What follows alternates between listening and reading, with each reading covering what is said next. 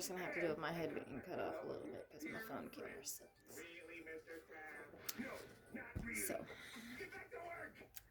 we're gonna get back into 1984. We're up to chapter 5. I'm just going to post these as I make them. I made the one video the other day and forgot to post it again. And I was sitting here this morning, I was like, oh crap, I need to do that. I need to get it because this is... The last few days in the United States has been absolutely fucking insane. Excuse my language, I can't remember. But I already know I said my shit, so it's not... Whatever, so it's 18 and up. But either way, insane. Literally insane what's been going on in the United States the last few days. And I'm scared. I'm scared for myself and I'm scared for my children because we are part of the demographic that they are harassing. We're just light-skinned, which honestly I know helps, but still. I'm about to bleach my hair back again too because being blonde-haired and light-skinned fucking helps pass. You know what I'm saying? Yeah, it's ridiculous. You know, I have to try to pass for a fucking white woman. Like, which I know, whatever. I am part white, but that's, you know what I mean? Like, just having, feeling so unsafe that I want to change my hair color and,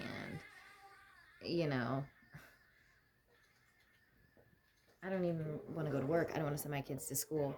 I don't, because I'm scared of what's going to happen, what could happen to my children when I send them out the door to go to school. It's scary.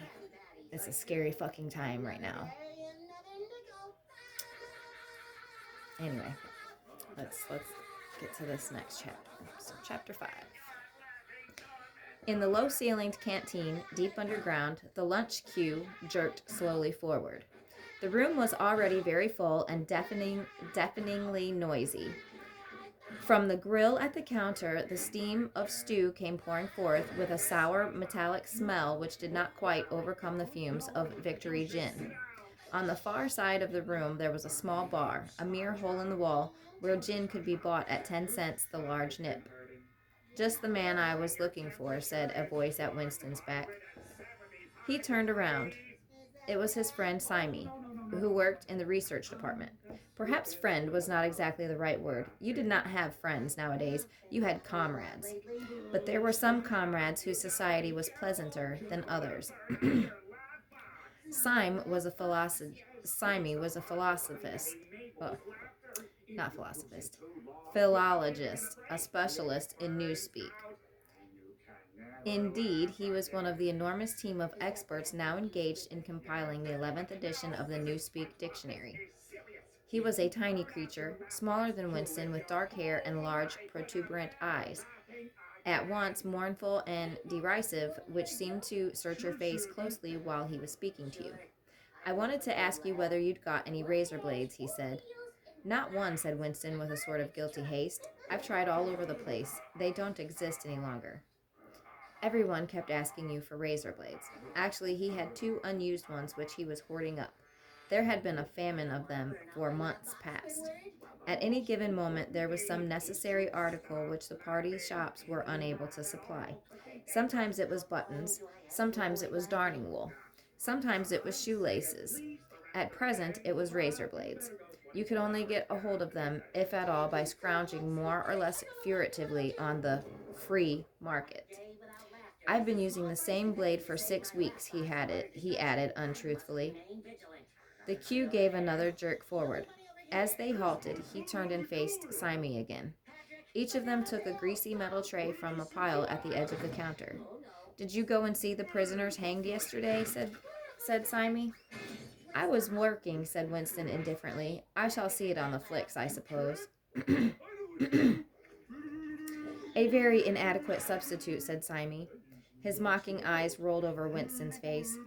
I know you, the eyes seemed to say. I see through you. I know very well why you didn't go to see those prisoners hanged. In an intellectual way, Simey was venomously orthodox. He would talk with a disagreeable, gloating satisfaction of helicopter raids on enemy villages, the trial and confessions of thought criminals, the executions in the cellars of the Ministry of Love. Talking to him was largely a matter of getting him away from such subjects and entangling him, if possible, in the technicalities of newspeak, on which he was authoritative and interesting. Winston turned his head a little aside to avoid the scrutiny of the large dark eyes. "It was a good hanging," said Sime reminiscently. "I think it spoils it when they tie their feet together. I like to see them kicking. And above all, at the end, the tongue sticking right out, and blue, a quite bright blue. That's the detail that appeals to me." "Next, please," yelled the white apron prole with the ladle. Winston and Sime pushed their trays beneath the grill. Onto each was dumped swiftly the regulation lunch: a metal pannikin of pinkish gray stew, a hunk of bread, a cube of cheese, a mug of milkless Victory coffee, and one saccharin tablet. "There's a table over there under that telescreen," said Sime. "Let's pick up a gin on the way." The gin was served out to them in handleless china mugs. They threaded their way across the crowded room and unpacked their trays onto the metal top table, on one corner of which someone had left a pool of stew, a filthy liquid mess that had the appearance of vomit. Winston took up his mug of gin, paused for an instant to collect his nerve, and gulped the oily tasting stuff down. When he had winked the tears out of his eyes, he suddenly discovered that he was hungry. He began swallowing spoonfuls of the stew, which, in among its general sloppiness, had cubes of spongy pinkish stuff, which was probably a preparation of meat. Neither of them spoke again till they had emptied their pannikins. From the table at Winston's left, a little behind his back, someone was talking rapidly and continuously, a harsh gabble almost like the quacking of a duck, which pierced the general uproar of the room. "How is the dictionary getting on?" said Winston, raising his voice to overcome the noise. "Slowly," said Sime. "I'm on the adjectives. It's fascinating." He had brightened up immediately at the mention of newspeak. He pushed his pannikin aside, took up his hunk of bread in one delicate hand and his cheese in the other, and leaned across the table so as able to speak without shouting. "The 11th edition is the definitive edition," he said. "We're getting the language into its final shape, the shape it's going to have when nobody speaks anything else. When we've finished with it, people like you will have to learn it all over again. You think, I dare say, that our chief job is inventing new words, but not a bit of it. We're destroying words, scores of them, hundreds of them, every day. We're cutting the language down to the bone. The 11th edition won't contain a single word that will become obsolete before the year 2050. He bit hungrily into his bread and swallowed a couple of mouthfuls, then continued speaking with a sort of pendant passion. His thin, dark face had become animated. His eyes had lost their mocking expression and grown almost dreamy. "It's a beautiful thing, the destruction of words. Of course, the great wastage was in its verbs and adjectives, but there are hundreds of nouns that can be got rid of as well. It isn't only the synonyms, there are also the antonyms. After all, what justification is there for a word which is simply the opposite of some other words? A word contains its opposite in itself. Take good, for instance. If you have a word like good, what need is there for a word like bad? Ungood will do just as well. Better, because it's an exact opposite, which the other is not. Or again, if you want a stronger version of good, what sense is there in having a whole string of vague, useless words like excellent and splendid, and all of the rest of them? Plus good covers the meaning, or double plus good if you want something stronger still. Of course, we use those forms already, but in the final version of Newspeak, there will be nothing else. In the end, the whole nation of goodness and badness will be covered by only 6 words. In reality, only 1 word. Don't you see the beauty of that, Winston? It was BB's idea originally, of course," he added as an afterthought. A sort of vapid eagerness flitted across Winston's face at the mention of Big Brother. Nevertheless, Sime immediately detected a certain lack of enthusiasm. "You haven't a real appreciation of newspeak, Winston," he said almost sadly. "Even when you write it, you're still thinking in old speak. I've read some of those pieces that you write in the Times occasionally. They're good enough, but they're translations. In your heart, you'd prefer to stick to old speak, with all its vagueness and its useless shades of meaning. you don't grasp the beauty of the destruction of words. Do you know that Newspeak is the only language in the world whose vocabulary gets smaller every year? Winston did know that, of course. He smiled sympathetically. He hoped, not trusting himself to speak. Some bit off. Simon bit off another fragment of the dark colored bread, chewed it briefly, and went on. Don't you see that the whole aim of Newspeak is to narrow the range of thought? In the end, we shall make thought crime literally impossible because there will be no words in which to express it. Every concept that can ever be needed will be expressed by exactly one word, with its meaning rigidly defined and all its subsidiary meanings rubbed out and forgotten. Already in the 11th edition, we're not far from that point, but the process will still be continuing long after you and I are dead. Every year, fewer and fewer words, and the range of consciousness always a little smaller. Even now, of course, there's no reason or excuse for committing thought crime. It's merely a question of self-discipline, reality control. But in the end, there won't be any need even for that. The revolution will be complete when the language is perfect. Newspeak is Ingsoc, and Ingsoc is Newspeak, he added with a sort of mystical satisfaction. Has it ever occurred to you, Winston, that by the year 2050, at the very latest, not a single human being will be alive who could understand such conversation as we are having now? Except, began Winston doubtfully, and then stopped. It had been on the tip of his tongue to say, except the proles. But he checked himself, not feeling fully certain that this remark was not in some way unorthodox. Simon, however, had divined what he was about to say. The proles are not human beings, he said carelessly. By 2050, earlier probably, all real knowledge of Old Speak will have disappeared. The whole literature of the past will have been destroyed. Chaucer, Shakespeare, Milton, Byron. They'll exist only in Newspeak versions, not merely changed into something different, but actually changed into something contradictory of what they used to be. Even the literature of the party will change. Even the slogans will change. How could you have a slogan like freedom is slavery when the concept of freedom has been abolished? The whole climate of thought will be different. In fact, there will be no thought as we understand it now.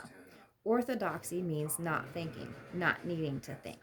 Orthodoxy is unconsciousness. One of these days, thought Winston with sudden, deep conviction, Simon will be vaporized. He is too intelligent. He sees too clearly and speaks too plainly. The party does not like such people. One day he will disappear. It is written in his face. Winston had finished his bread and cheese. He turned a little sideways in his chair to drink his mug of coffee. At the table on his left, the man with the strident voice was still talking remorselessly away. A young woman who was perhaps his secretary and who was sitting with her back to Winston was listening to him and seemed to be eagerly agreeing with everything that he said. From time to time, Winston caught some such remark as, "I think you're so right. I do so agree with you," uttered in a youthful and rather silly feminine voice. But the other voice never stopped for an instant, even when the girl was speaking. Winston knew the man by sight, though he knew no more about him than he had held some important post in the fiction department. He was a man of about 30, with a muscular throat and a large mobile mouth. His head was thrown back a little, and because of the angle at which he was sitting, his spectacles caught the light and presented to Winston two blank discs instead of eyes. Yikes. What was slightly horrible was that from the stream of sound that poured out of his mouth, it was almost impossible to distinguish a single word.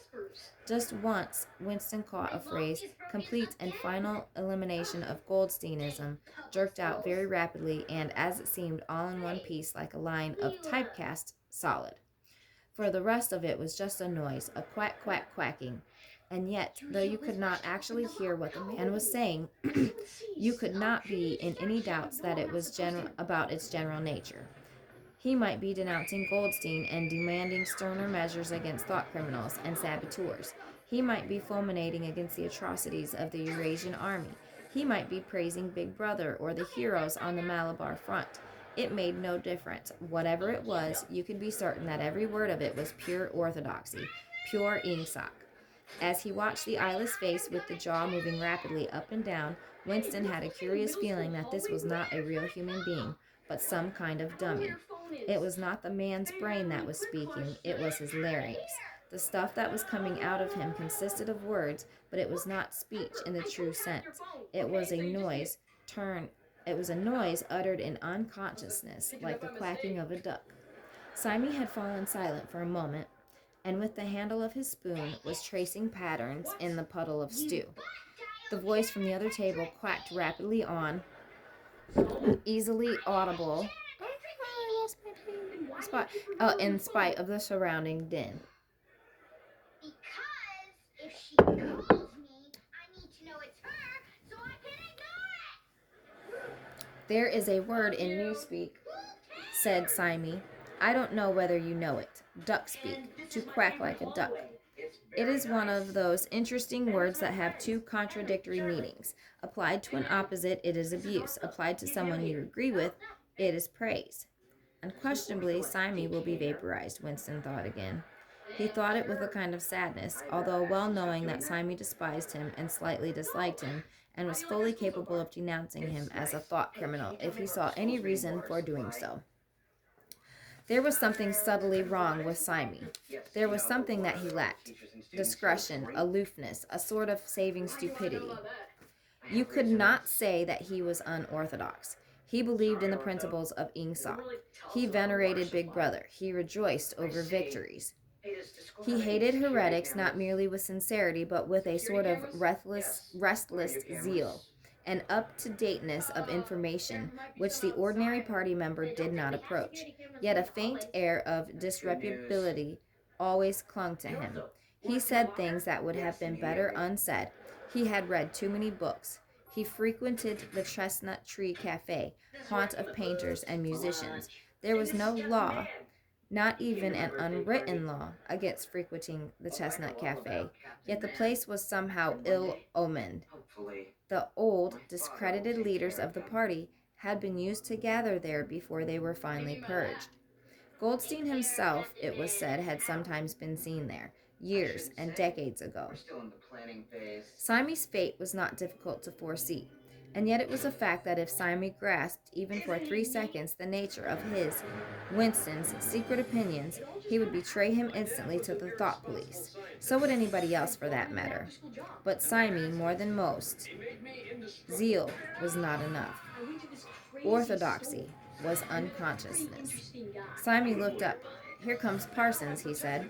Something in the tone of his voice seemed to add, that bloody fool. Parsons, Winston's fellow tenant at Victory Mansions, was in fact threading his way across the room, a tubby, middle-sized man with fair hair and a frog-like face. At 35, he was already putting on rolls of fat at neck and waistline, but his movements were brisk and boyish. His whole appearance was that of a little boy grown large, so much that although he was wearing the regulation overalls, it was almost impossible not to think of him as being dressed in the blue shorts, gray shirt, and red kerchief of the spies. In visualizing him, one always saw a picture of dimpled knees and sleeves rolled back from pudgy forearms. Parsons did indeed invariably revert to shorts when a community hike or any other physical activity gave him an excuse for doing so. He greeted both with a cheery "hello, hello," and sat down at the table, giving off an intense smell of sweat. Beads of moisture stood out all over his pink face. His powers of sweating were extraordinary. At the community center, you could always tell when he had been playing table tennis by the dampness of the bat handle. Simon had produced a strip of paper on which there was a long column of words, and was studying it with an ink pencil between his fingers. Look at him working away in the lunch hour, said Parsons, nudging Winston's. Keenness, eh? What you've got there, old boy? Something a bit too brainy for me, I expect. Smith, old boy, I'll tell you why I'm chasing you, if that sub you forgot. It's that sub you forgot to give me. Which sub is that? Said Winston, automatically feeling for money. About a quarter of one's salary had to be earmarked for voluntary subscriptions, which were so numerous that it was difficult to keep track of them. For Hate Week, you know, the House by House Fund. I'm treasurer for our block. We're making an all-out effort, going to put on a tremendous show, I'll tell you. It won't be my fault if Old Victory Mansions doesn't have the biggest outfit of flags in the whole street. $2, you promised me. Winston found and handed over 2 creased and filthy notes, which Parsons entered into a small notebook in the neat handwriting of the illiterate. "By the way, old boy," he said, "I hear that little beggar of mine let fly at you with his catapult yesterday. I gave him a good dressing down for it. In fact, I told him I'd take the catapult away if he does it again. I think he was a little upset at not going to the execution," said Winston. "Ah, well, what I mean to say shows the right spirit, doesn't it? Mischievous little beggars they are, both of them. But talk about keenness. All they think about is the spies and the war, of course. Do you know that little girl of mine did last Saturday with her troop? When her troop was out on a hike out Berkhamsted way, she got two other girls to go with her, slipped off from the hike, and spent the whole afternoon following a strange man.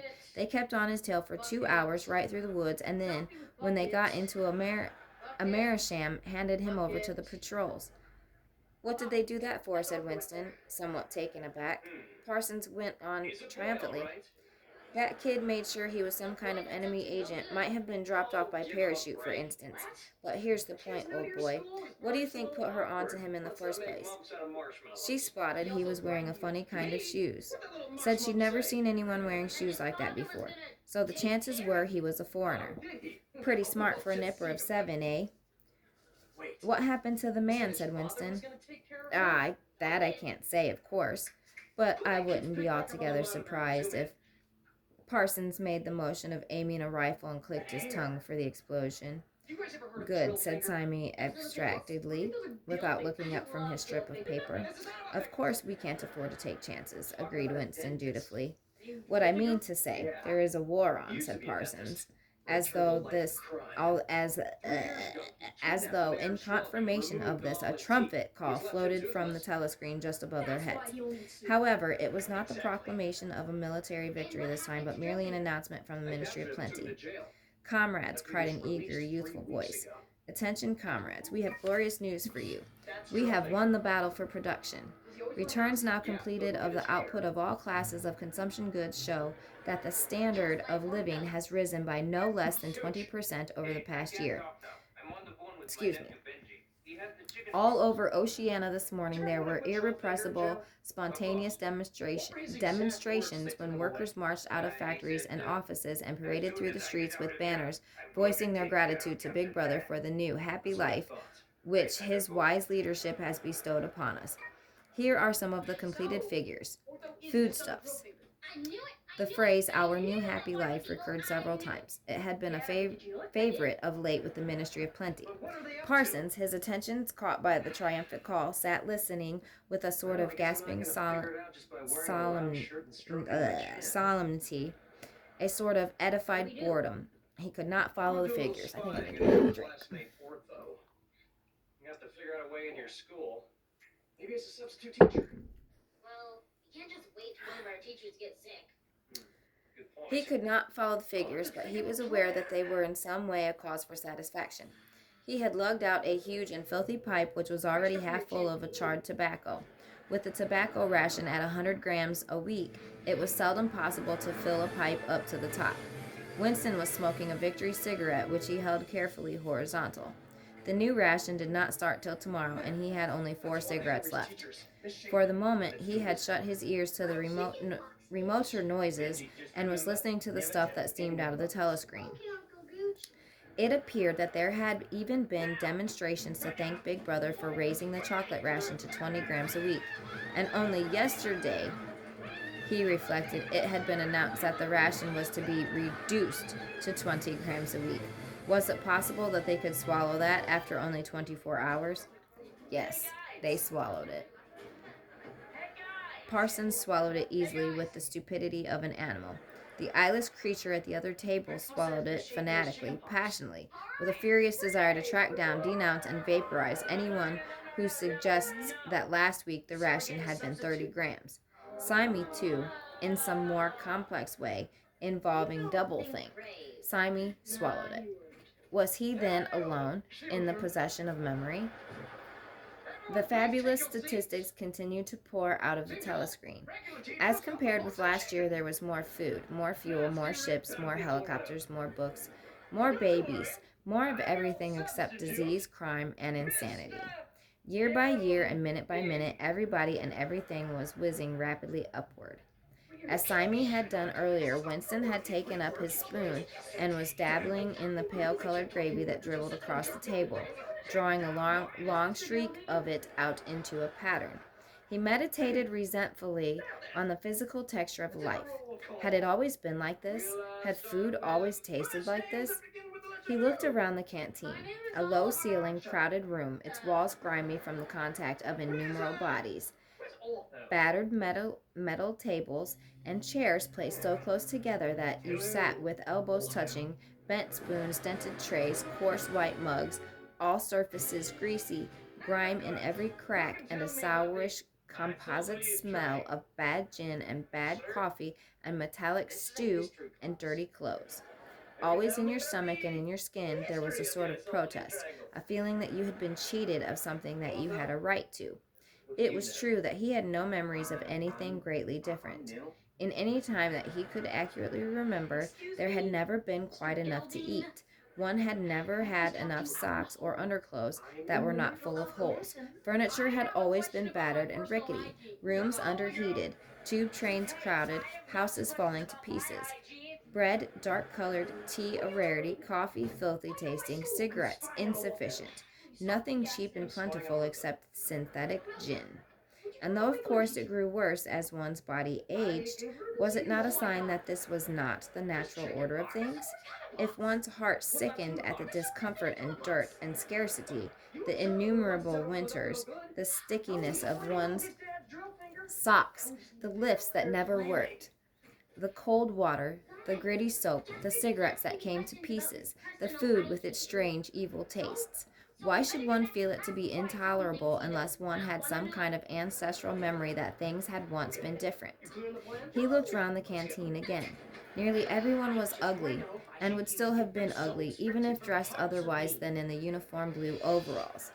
On the far side of the room, sitting at a table alone, a small, curiously beetle-like man was drinking a cup of coffee, his little eyes darting suspicious glances from side to side. How easy it was, thought Winston, if you did not look about you, to believe that the physical type set up by the party as an ideal, tall, muscular youths and deep-bosomed maidens, blonde hair, vital, smart, sunburnt, carefree, existed and even predominated. Actually, so far as he could judge, the majority of people in Airstrip 1 were small, dark, and ill-favored. It was curious how that beetle-like type proliferated in the ministries. Little dumping men growing stout very early in life, with short legs, swift scuttling movements, and the fat, inscrutable faces with very small eyes. It was the type that seemed to flourish best under the dominion of the party. The announcement from the Ministry of Plenty ended on another trumpet call and gave way to tinny music. Parsons, stirred to vague enthusiasm by the bombardment of figures, took his pipe out of his mouth. The Ministry of Plenty's certainly done a good job this year, he said with a knowing shake of his head. By the way, Smith, old boy, I suppose you haven't got any razor blades you can let me have. Not one, said Winston. I've been using the same blade for 6 weeks myself. Ah, well, I just thought I'd ask you, old boy. Sorry, said Winston. The quacking voice from the next table, temporarily silenced during the ministry's announcement, had started up again as loud as ever. For some reason, Winston suddenly found himself thinking of Mrs. Parsons, with her wispy hair and the dust in the creases of her face. Within 2 years, those children would be announcing her to the thought police. Mrs. Parsons would be vaporized. Simon would be vaporized. Winston would be vaporized. O'Brien would be vaporized. Parsons, on the other hand, would never be vaporized. Parsons, the eyeless creature with the quacking voice, would never be vaporized. The little beetle-like men who scuttled so nimbly through the labyrinth corridors of ministries, they too would never be vaporized. And the girl with dark hair, the girl from the fiction department, she would never be vaporized either. It seemed to him that he knew instinctively who would survive and who would perish, though just what it was that made for survival, it was not easy to say. At this moment, he was dragged out of his reverie with a violent jerk. The girl at the next table had turned partly round and was looking at him. It was the girl with dark hair. She was looking at him in a sidelong way, but with curious intensity. The instant that she caught his eye, she looked away again. The sweat started out on Winston's backbone. A horrible pang of terror went through him. It was almost gone at once, but it left a sort of nagging uneasiness behind. Why was she watching him? Why did she keep following him about? Unfortunately, he could not remember whether she had already been at that table when he arrived or had come there afterward. But yesterday, at any rate, during the 2 minutes' hate, she had sat immediately behind him when there was no apparent need to do so. Quite likely her real object had been to listen to him and make sure whether he was shouting loudly enough. His earlier thought returned to him. Probably she was not actually a member of the thought police, but then it was precisely the amateur spy who was the greatest danger of all. He did not know how long she had been looking at him, but perhaps for as much as 5 minutes, and it was possible that his features had not been perfectly under control. It was terribly dangerous to let your thoughts wander when you were in any public place or within range of a telescreen. The smallest thing could give you away: a nervous tic, an unconscious look of anxiety, a habit of muttering to yourself, anything that carried with it the suggestion of abnormality, or having something to hide. In any case, to wear an improper expression on your face, to look incredulous when a victory was announced, for example, was itself a punishable offense. There was even a word for it in Newspeak. Face crime, it was called. The girl had turned her back on him again. Perhaps, after all, she was not really following him about. Perhaps it was a coincidence that she had sat close to him 2 days running. His cigarette had gone out, and he laid it carefully on the edge of the table. He would finish smoking it after work, if he could keep the tobacco in it. Quite likely the person at the next table was a spy of the thought police, and quite likely he would be in the cellars of the Ministry of Love within 3 days, but a cigarette end must not be wasted. Simon had folded up his strip of paper and stowed it away in his pocket. Parsons had begun talking again. "Did I ever tell you, old boy," he said, chuckling round the stem of his pipe, "about the time when those two nippers of mine set fire to the old market woman's skirt because they saw her wrapping up sausages in a poster of Big Brother, sneaked up behind her and set fire to it with a box of matches. Burned her quite badly, I believe. Little beggars, eh? But keen as mustard. That's a first-rate training they give them in the spies nowadays. Better than in my day, even. What do you think's the latest thing they've served them out with? Eat trumpets for listening through keyholes? My little girl brought one home the other night, tried it out on our sitting room door, and reckoned she could hear twice as much as with her ear to the hole. Of course it's only a toy, mind you. Still gives them the right idea, eh?" At this moment, the telescreen let out a piercing whistle. It was the signal to return to work. All 3 men sprang to their feet to join the struggle round the lifts, and the remaining tobacco fell out of Winston's cigarette. Hey, wait. That is the end of chapter 5. I will do chapter 6 either later tonight or tomorrow. I'm going to shoot for later tonight. It's actually probably going to be 6 and 7 because chapter 6 is really short. So is 7. So it'll probably be 6 and 7 that I will do. You excuse us. And then we'll also read. Be right back. There's. Is that the. Yeah. Okay, we screwed up bad. I better not get in trouble. Just calm down. Hey, just know, I am not going to jail for the 2 of you. Yeah. Okay, that's the Principles of Newspeak, which I already read, and then there's an afterword. We'll probably read that too. Good news. What? We've clearly made a mistake here. Let's see. So we're going to let you both go. As long as you promise not to I need mention to all this to find. anyone. Are you nuts? I need As to soon as we find get out of here, we're going copy of right to the police. Fahrenheit 451. I wonder if my dad still has that. Anyway, I hope everybody has a great day, and like I said, I'll do more reading later.